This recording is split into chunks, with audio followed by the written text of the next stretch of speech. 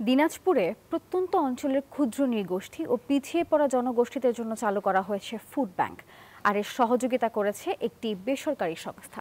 সংশ্লিষ্টরা জানিয়েছেন, এখানে বছরের সুসময়ে চাল এবং নিজেদের সুবিধা মতো অর্থ জমা করবে তারা, আর পরবর্তীতে চাহিদা মতো সেখান থেকে বিনা সুদে চাল এবং অর্থ ঋণ নেওয়া যাবে। আর এতে পাল্টে গেছে প্রায় ৩,০০০ নারী কৃষি শ্রমিক পরিবারের জীবনমান।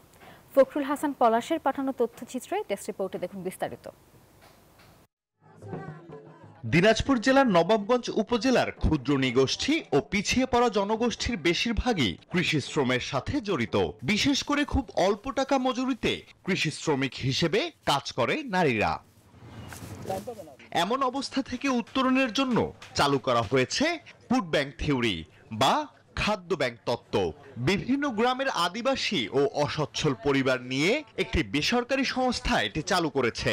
এখানে অনেকগুলো দল গঠন করা হয়েছে, যারা বছরের সুসময়ে চাল ও নিজেদের সুবিধা মতো অর্থ জমা করবে।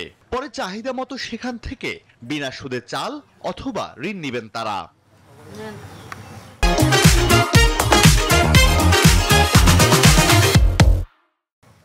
ঋণের অর্থ খাটিয়ে বাড়তি আয় করে পরিবারের সচ্ছলতা এনেছেন এসব নারীরা। প্রতি সপ্তাহে 1 পোয়া করে আমরা চাল দিই। এই চাল আমরা আমাদের একটা ড্রাম আছে, ওখানে রাখি। এখন আমাদের যখন চালের প্রয়োজন হয় তখন আমরা ওখান থেকে নিই। সঞ্চয় জমা করি, চাল জমা করি। হঠাৎ করে সংসারে স্বামী হোক, বাচ্চা হোক অসুস্থ হয়ে গেলে আমাদের এখন আর মহাজনের কাছে যাইতে হয় না, আমরা দল থেকেই এই টাকাটা সুদবিহীন ধার নিতে পারি। সারা দেশে এমন উদ্যোগ নিলে পাল্টে যাবে গ্রামীণ অর্থনীতি, এমনটাই মনে করেন সংশ্লিষ্টরা।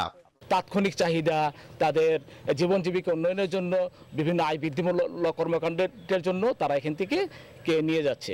অর্থাৎ তাদের এর মাধ্যমে অর্থনৈতিক ইনক্লুশন, অন্তর্ভুক্তি এটা নিশ্চিত করা হয়েছে। দুর্নীতি ছাড়াই একদম ফ্রেশ এবং ফেয়ার সিলেকশনের মাধ্যমে তাদের এই কার্যক্রমকে আমরা ধন্যবাদ জানাই ইউনিয়ন পরিষদের পক্ষ থেকে। দিনাজপুরের নবাবগঞ্জ উপজেলায় ৩,০০০ পরিবার নিয়ে মোট উপকারভোগী দলের সংখ্যা রয়েছে ১২১টি। Desk report, news 24।